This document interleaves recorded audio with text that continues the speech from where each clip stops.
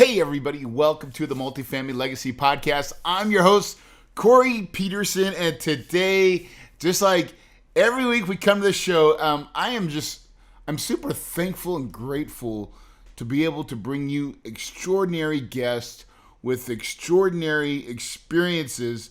And today is going to be like no other. We're going to get into some of the dirt, some of the things that can really go wrong, and my guest is going to share some amazing experiences of how he persevered and weathered storms that I think would crush a lot of people, and it's really a testament to the game of real estate. In real estate, man, it ebbs and flows. There's ups and downs, and things can go sideways, but it's the way you handle them that truly makes the difference. All right, so before we get started, I want to take a quick little minute to give a shout out to Josh Christ, who left a 5-star review on Apple iTunes. And so, hey, listen, it honestly, every time I say this, but I really mean it, I get a lot of juice when you guys take the time, because I know it's a painful process, to get on iTunes and leave a review. So that really means that I'm doing something right. And I like it when I'm starting to see them, because it really inspires me to go out there and tell these stories and get the investors on our podcast to bring really valuable, actionable content for you. So Josh says, entertaining, insightful, and actionable. Whether you're well established as a real estate investor or just getting started carving out a profitable niche that's ready to grow, this is a must-listen podcast for you. Corey does an incredible job leading conversations that cover a huge breadth of topics related to the ins and outs of building a thriving real estate portfolio and life you can be proud of, from leaders who actually experience success themselves. Highly recommend listening and subscribing. Josh, man, my brother, thank you so much for that wonderful review.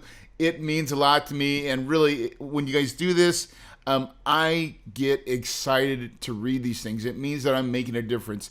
And for me, that is the only reason I created this podcast, was to share the stories, man, to tell like the good, the bad, the ugly, the unadulterated truth about this game of multifamily real estate that's truly changed my life and my generations. Like, I'm talking legacy.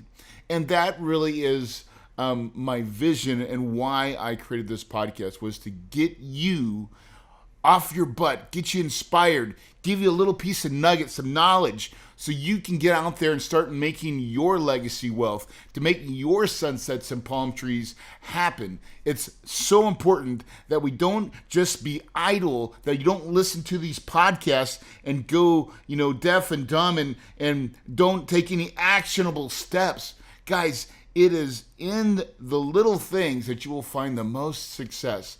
And I just want to encourage you and inspire you that today, my friend, stake your claim and say, I'm going to be the best me possible. And don't look back. Stake that flag and start your path and start your journey. Because I'm telling you, it is in the journey that is truly, for me, the real reward.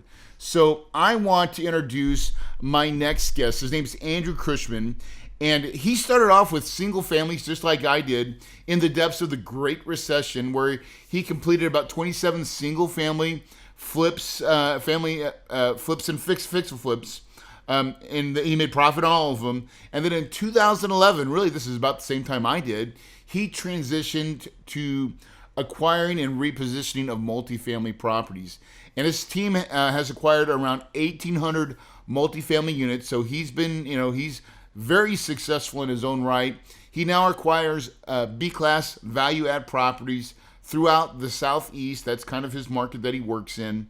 And truly, we're going to talk about a story today that I think you'll get a lot of insight and really in how this business works and the things that can and will go wrong. And we're going to talk about some dirt.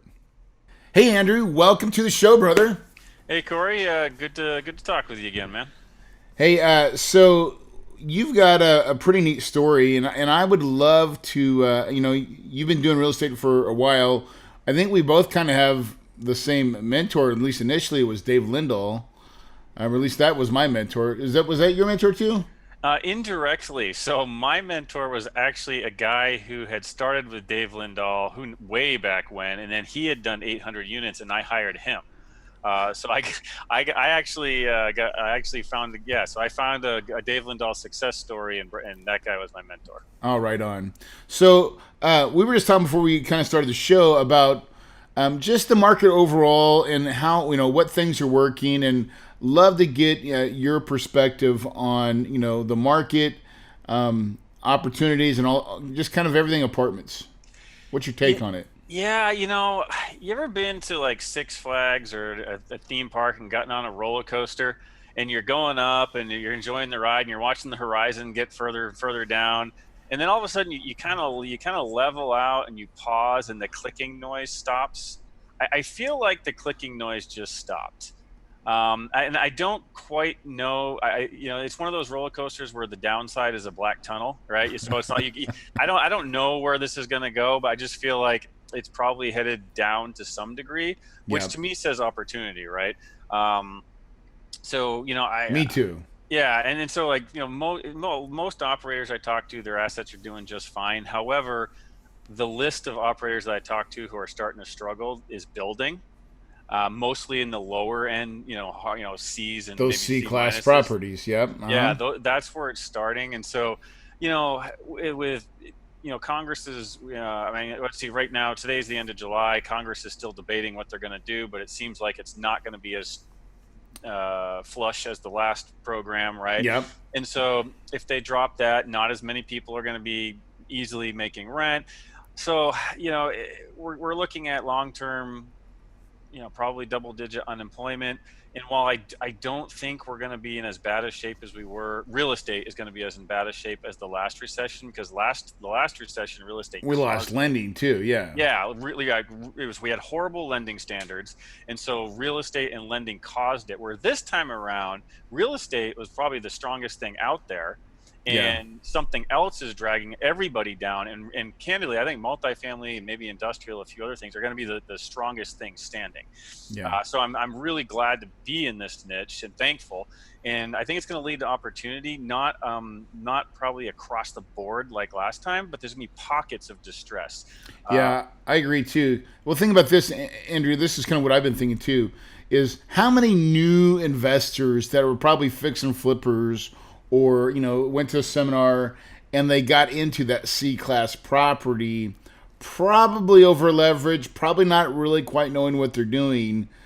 I think those are the ones that are going to have some heartburn and maybe some opportunity. Yeah, I agree 100%. What I always tell people is when people say, "Oh, what would you do differently starting out?" And well, my answer is I would go straight into B class instead of C class, because when you're starting out, Amen. yeah, the C class, it always looks better on a spreadsheet, right? But it never quite performs up to that spreadsheet. Well, in most cases, I wouldn't say never. And so if you're looking at a B versus a C, what I tell people is keep in mind that the grass is always greener over the septic tank, right? Yeah. And it just and when you get in, like I said, the last 10 years the C's have been fine, but when you get into a rough patch, those usually suffer first and suffer the hardest. So yeah, That's that's where. that's a good point, man. That's a great point. Because think about it too, like in your B assets, the reason why a lot of people don't start with B assets is probably because of Yep. money, Hmm. right? And we've all been there, right? Your first couple ones, you cut yourself on a C property because that's the amount of money you can raise. But once you can learn to raise more capital, it makes so much more sense to start trading up to nicer assets because it really does help you in the long run. I truly believe that. Yeah, when I look back 10 years at and I say, okay, what was the greatest risk adjusted reward? It was the Hmm. B class assets that we bought and the B class assets that we missed out on, right? Those things appreciated just as much, if not more, with less headache and less risk. Very interesting. Yeah, and less headache because you're not dealing with that C class tenant, which is it really is a totally different tenant profile than your B class tenant, right? I mean, Hmm. it really is, and so that makes life for your managers, for your happiness of all your staff, right? Yeah, I tell you, in the beginning, there were certain properties that when the manager's caller ID would pop up on my phone at 10 o'clock at night or something like that, I was like, oh man, not again. I mean, it's just like, so I was just like, okay, I am done with this. In fact, I should show you right here. This I keep a small piece of metal on my laptop stand. It's right here for those who are watching on YouTube. And what this is a bullet that I pried out of the drywall on one of my properties in a unit, and I keep it here as a reminder that no matter how good it looks on paper, I am never going to buy that stuff again. Amen. That's some stories. I mean, you could do a whole podcast series on stuff not to buy. Yeah, that's the same property where someone climbed up onto the roof of the leasing building, broke out the skylights, and threw Molotov cocktails into the office and burned it down. Wow. Hey, just so everybody understands kind of who you are too, as far as units. How many units are you currently operating right now? We were up to about 1,800. We've sold off about 800, so we're right around 1,000. Yeah. And I always say always kind of hate to say, "Oh, how many units do you have?" Because it really is a moving target. Like sometimes you got more, sometimes you got less. You're always in and out of deals, and you've got parked cash. You're waiting for opportunity. So the measure is not always units. The true measure is, are you making money, right? Yes, exactly. And I know you are. I know you're a very good operator, and that's why I had you on the show because, you know, operations is where you make money, and you've got a really neat operating story that just is crazy, and I would love for you to share it, man. Yeah, so when I was telling the story about the bullets and the Molotov cocktails, that's what I call self-inflicted headache, right? Like I chose to buy that, but then there's headache that just happens, and you just got to deal with it. So we bought a property. I want to say it was late 2016 on the Gulf Coast.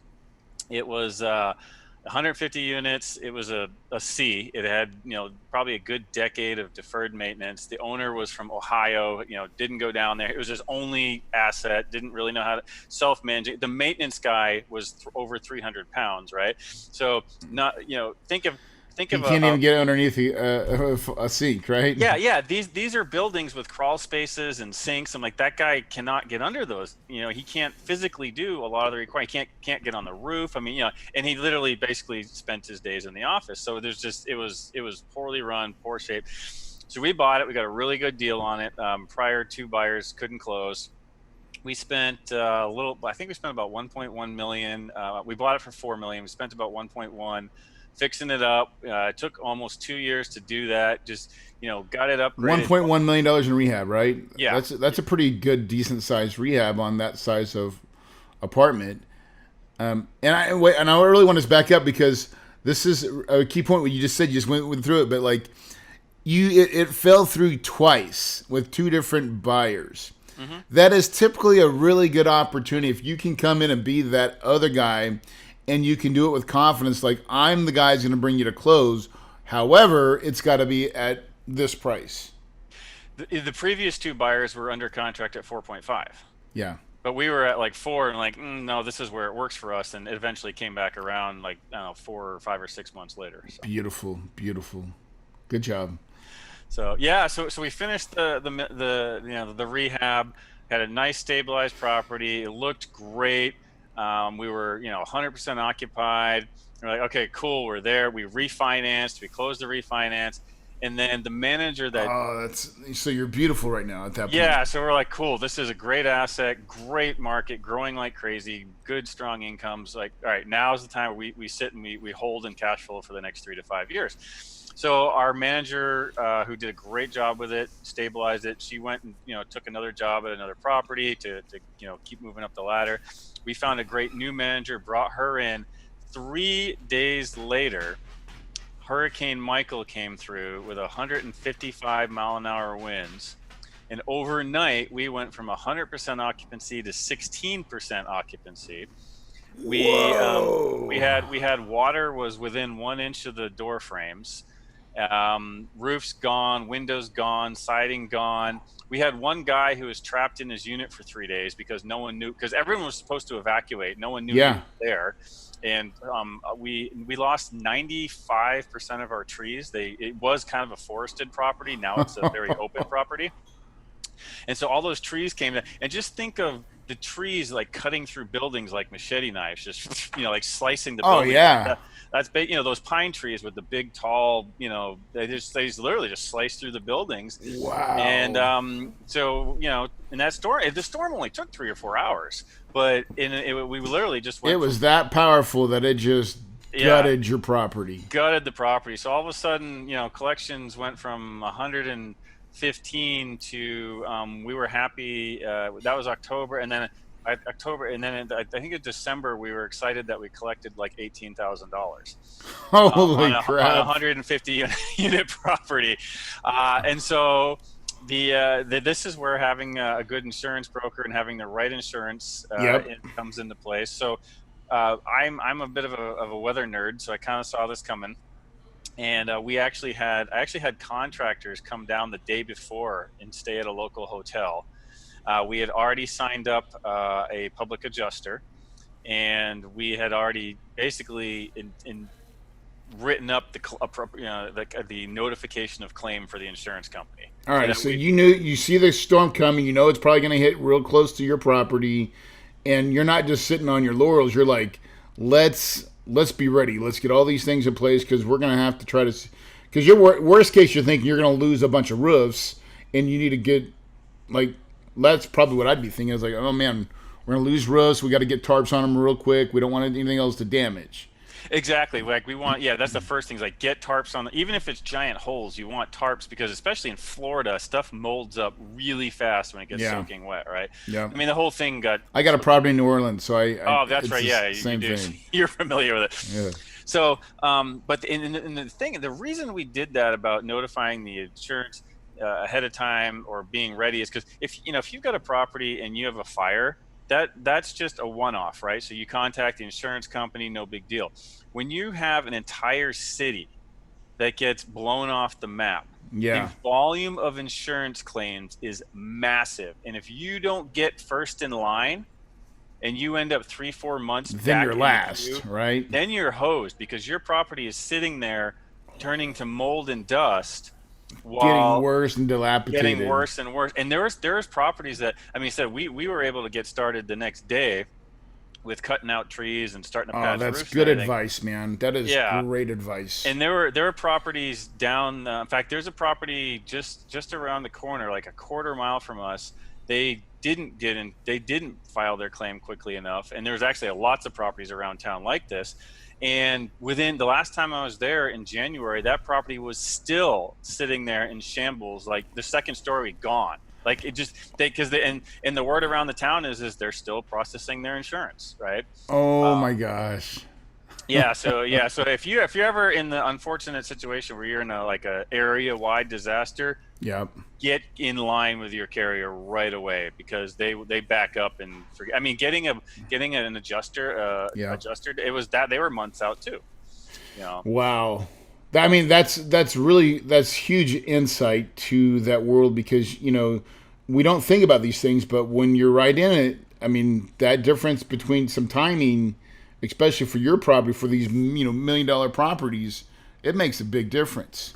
Well, it does, and you might be easy to say, "Oh, well, cool. I'm not near the coast, and I don't have to worry about hurricanes." Well, think about Houston, Dallas, Texas. You get a major hailstorm that comes through. Yeah. And 200 properties are making roof claims, and you get, you're not quick. Again, you're going to be the last one to get it, right? And now water's coming through your roof. It's molding. I mean, anytime there's a disaster that affects more than just you, get in line fast. Yeah, great advice.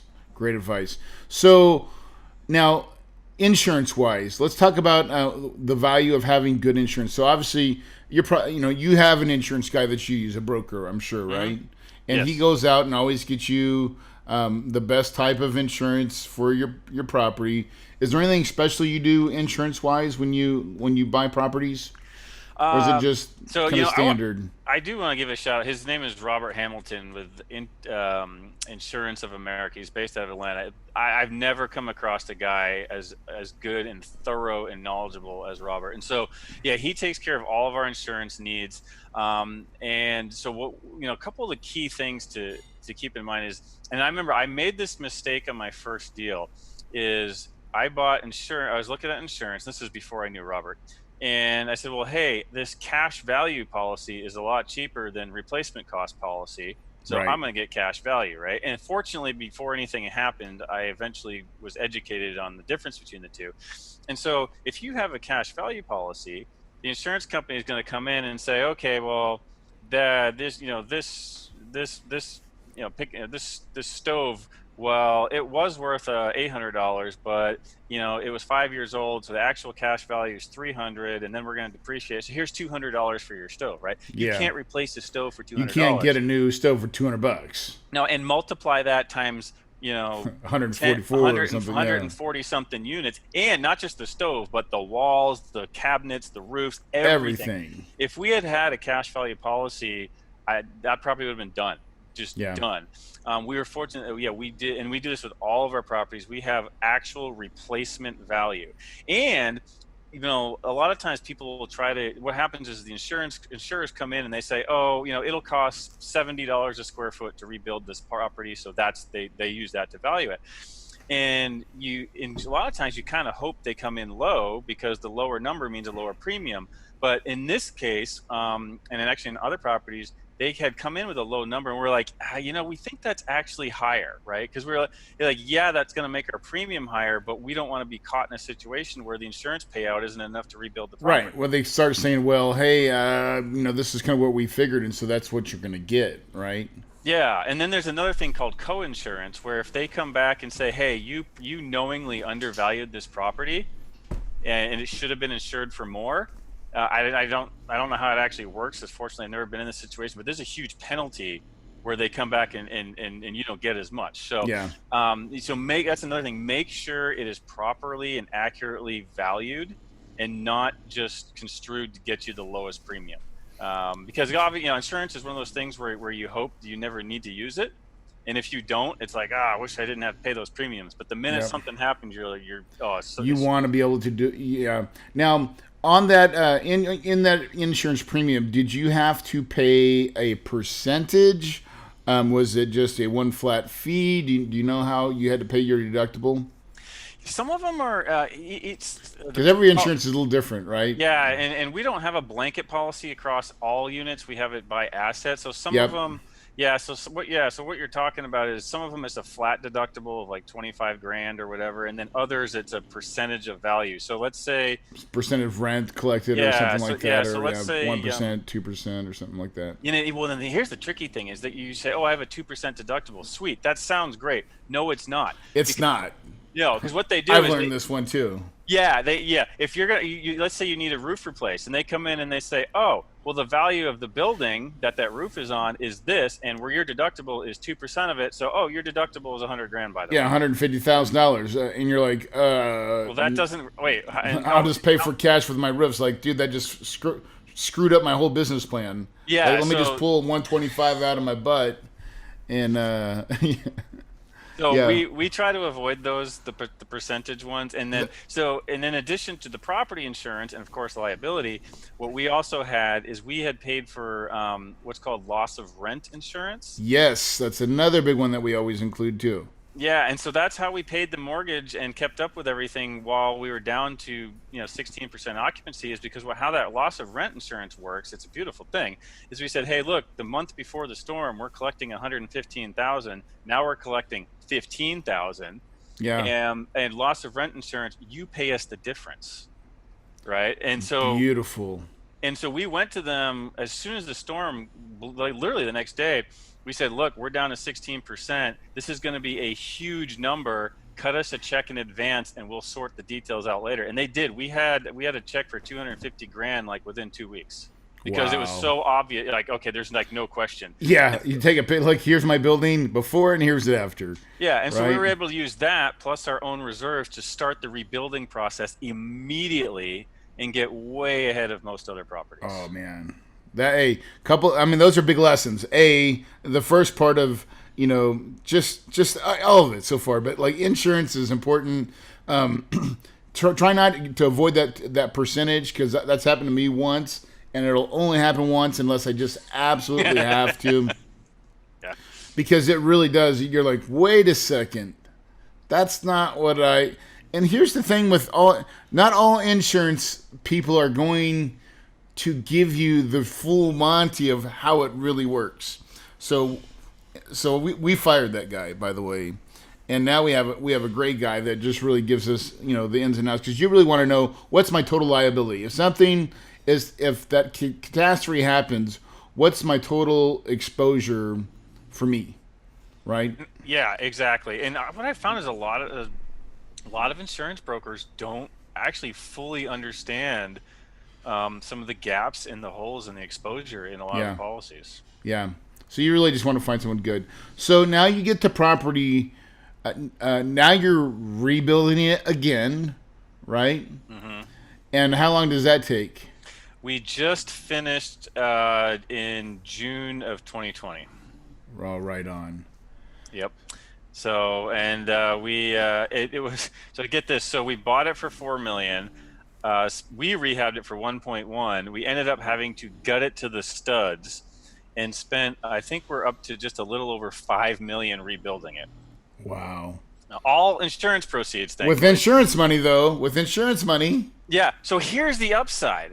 So was that an incredible, stressful couple of days? Like as I watched the hurricane on radar go right over our property, and then getting the stream of pictures the next couple of days. Like, yeah, I mean that was incredibly stressful. yeah. Fortunately, we had no injuries, by the way. That was awesome. Oh, Um, yes. but so now we had a property that was built in the late 80s. It is effectively 2019 construction, Yes. and it rents for even in a pandemic, we're renting for $100 to $125 a unit more than we were before the hurricane. As of July, we're collecting. Actually, no, I think as of June, we're collecting more money than we were before the hurricane. When a hurricane can do more good than bad. Yeah, and now the valuation of the property is a few million more because the NOI is much bigger. Yeah. And And again, it's a new property. it's effectively 2019 Someone construction. can take it over and be like, "Listen, I'm dealing with a 2019 product. It can last me another 10 or 15 years if I wanted just to own and operate it." So you're selling when you do get ready to sell, it's going to be very attractive Oh, because there's going to be absolutely. nothing like it in that market. There isn't, and we're getting rents over $2 a square foot on some of the units, and I mean that's like Atlanta, Dallas, Yeah, LA dude, rents that's on some cats me stuff. out, dude. Yeah. Oh man, so that's a great story of something that would bring a lot of people to their knees, right? And I'm sure it was stressful. I mean, when you're going through it, it always is stressful, right?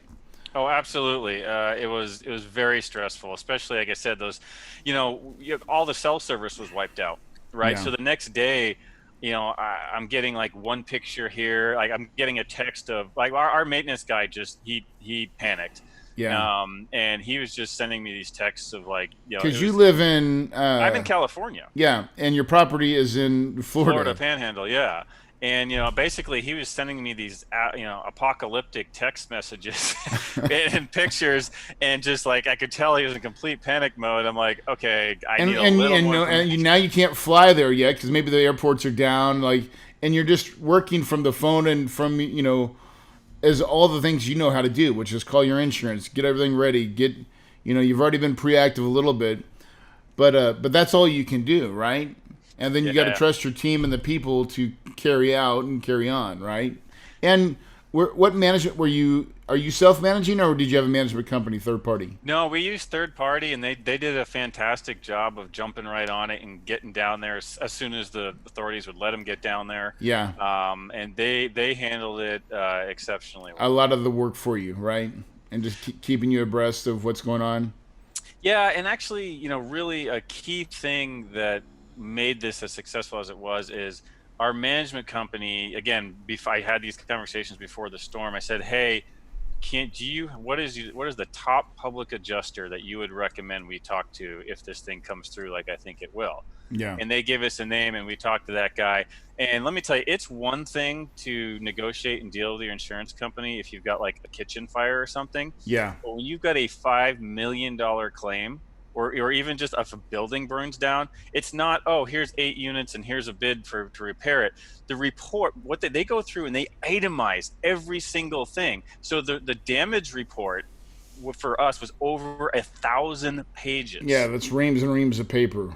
Reams, and so I mean, I'm like, there's no way I could manage this myself. And I, negotiating, because the insurance company says, we think it's worth this, and then the public adjuster goes back and says, oh, no, here's this is why this should be included, and it's in this big negotiation. So that was a big part of it too, having a public adjuster to help you out, right? Absolutely. I mean, like we have another property where someone drove their car through the monument sign, right? It's going to be like a $12,000 deal. We don't get a public adjuster involved for that. Right. But anytime you have something really significant, like a couple of units burn or a hurricane or major hail, it's, in my opinion, it's definitely worth getting a public adjuster because involved. We all know that insurance is all about insurance in themselves, right? Mm-hmm. They screw people all the time. I hate to say it, but that's just the truth. And so you got to stand up for your rights. And one of the ways to do that is with what you just said, is having that public adjuster, because he's going to fight for you and be like, hey, hold on. No. You got to account for this. You got to account for that. You got to account for that. And then a lot of times, because the insurance don't normally want to fight, but they'll be like, oh yeah, you're right. Well, Or sometimes they do, or they just miss it. Yes, that's exactly it. I mean, our carrier, candidly, has been pretty good. Yep. I mean, it was tough to argue too much. Right. But now they have been slow on paying, and so our public adjuster just hounds them like, "Hey, we agreed on this. Send the check." Right. Yeah. I mean, well, they paid the first checks quickly, and after that, it took more and more hounding. But yeah, like you said, it's not just trying to argue or necessarily they miss stuff. Our adjuster would come back and say, "Hey, this should be included." "Oh, you're right. Fine. Here's another 120 grand."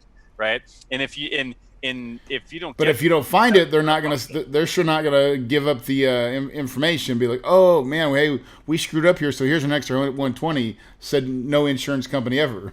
Yeah, exactly. They're in the job of collecting premiums, not paying out claims. Yeah, but they will pay, and I say this: they will pay if you pick the right carrier. So that's why having a great broker to help find the right insurance for each property is paramount, because we all hate the cost of insurance except for the time when you need it, like you just did. And then it turned out to be actually a good thing. Well, and you bring up a really good point. When you're talking with your insurance guy and you've got a proposal and you're like, okay, I think I'm going to take this. That's a question to ask is, hey, what is your experience with this carrier in processing claims? Yep. We want to, you need to have some history. Show me and tell me why this is the right choice. Yep, absolutely. Because because not every insurance company is the same. Some of them really, really want to fight you tooth and nail on little things, where the other ones will be like, yeah, this is part of the deal. We see it. We understand it. Yep, go ahead and include it, right? Absolutely. And let's move on.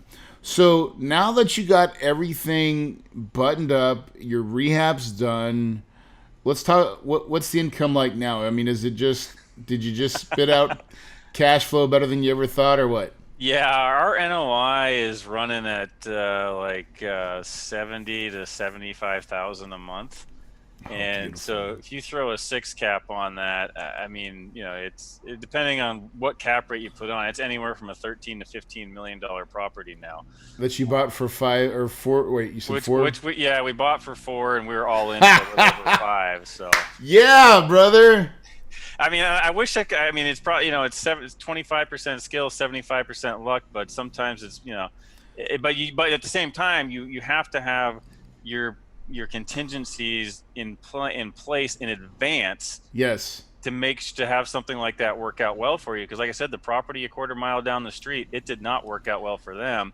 And then there was another property a couple blocks away where it was, at the time, the asset would have sold for about $7.5 to $8 million. They Yep. owned it free and clear, which means they didn't have a bank involved, and so Right. no one was looking over their shoulders. So they had no insurance. Oh. They had an $8 million asset on the Gulf Coast. With How could no you have insurance. any asset on the coast and not have insurance? Blows my mind. So that thing is basically a pile of rubble. Again, and as last I heard in January, it was still a pile of rubble, and people were making offers on it for like 1.5 million.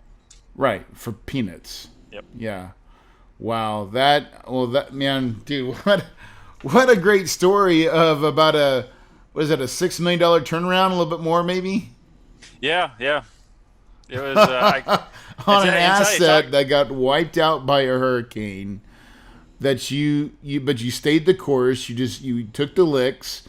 It didn't seem great in the beginning, but you just worked through it. And because you persevered and you paid attention and you made sure you always had it sounds like, and I know this about you, you're really good at communication, right?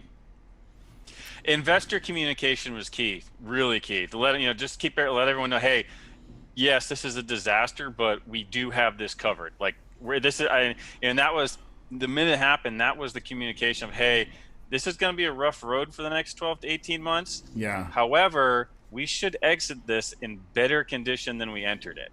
Yeah. And what are they saying now? They're like, oh yeah, we love you, right? Exactly. It's like, hey, in the middle of the pandemic, we can still distribute, like crazy, because this thing is, it's so far and above, where cash flow wise, that we can just keep distributing no problem. We've got great, reserves are good, and it worked out really well. And another key thing too is make sure that you match the contractor to the size of the job.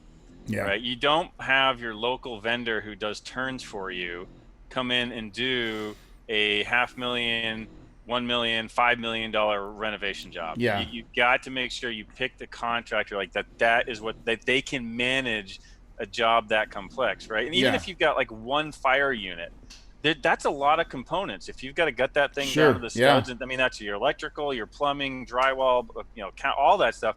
That's not a handyman job. You got to make sure the contractor is the right fit for the scale of the job that you're doing. Otherwise, it will turn into an even bigger nightmare. Yeah, you're just gonna have more. You're gonna cost overrun. Everything's just gonna be like, oh my god, So you were, and with all those funds, you were able to.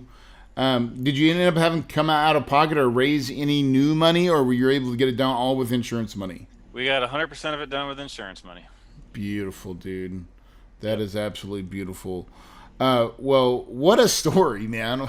To go from something that would just, that's got to be just the weirdest feeling to one day pick up your phone and see some images of your property crushed. Yeah, literally. And your heart probably just left, and you had to okay, wait a second. How are we going to get through this? Well, yeah, and we have a CMBS loan on that, and BS is in the title for a reason. And those guys, they don't give you any flexibility. Yeah, they don't care, do they? They don't care. Like, that payment is due. It doesn't matter if you're at 16% because of a hurricane. So, and I can, and that's another thing, because we had proper reserves and proper insurance, we never were. We never. You didn't have to miss a beat, right? Yeah, we never missed a beat. Not a day late. Never even came close. So. Oh man. Andrew, thank you for sharing that amazing story. There was, hopefully you guys listening, there was a lot of good nuggets just about insurance and timing and communication and your people. All those things matter. But the main thing too is that you're in the game. We're playing real estate here. Like, we're playing Monopoly, but we're only playing with the red houses anymore, right? That was my favorite game as a kid. Always played with my grandfather. Yeah. And, if you didn't go out there and try to buy, start buying properties, because we never know always exactly how each one's going to come out. Some do a little bit better, some not so great, but we're just moving forward. And that's really the game of real estate. I think it's a journey.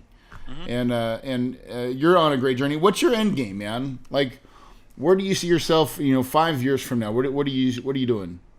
Well, we're still looking at deals today in case a really good one does come along.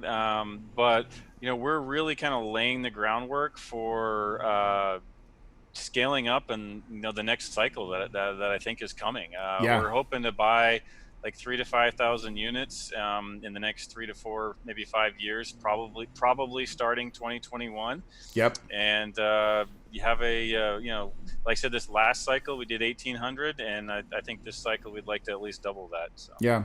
Well, and it's true. It's funny too because even though the first cycle, it takes so much momentum just to get to there, and then once you get there, you're like, oh wait, this process is so much simpler now. I can do it. I can have a little more bandwidth. I have a better team put together.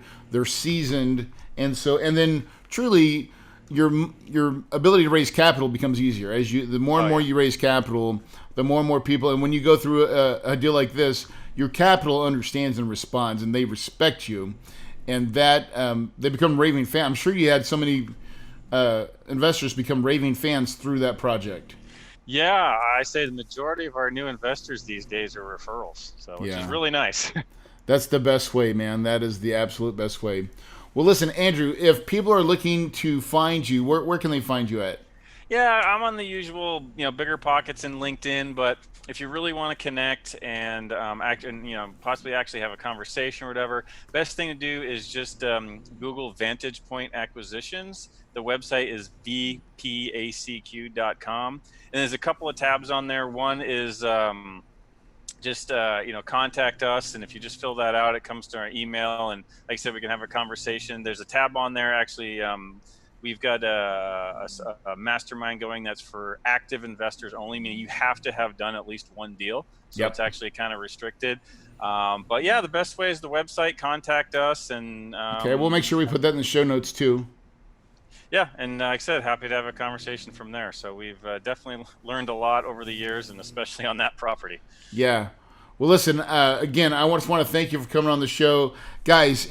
Here's a story of a property that was just completely damaged, but what brought it back to life is truly mindset. Andrew had the mindset that, hey, it's not over. We can fix it. We've got the right things in place. And really, that is how life is. Life will throw you and will continue to throw you curveballs. And it's how you handle those situations that means everything. Because if you believe it, you can achieve it, and your paradise is possible.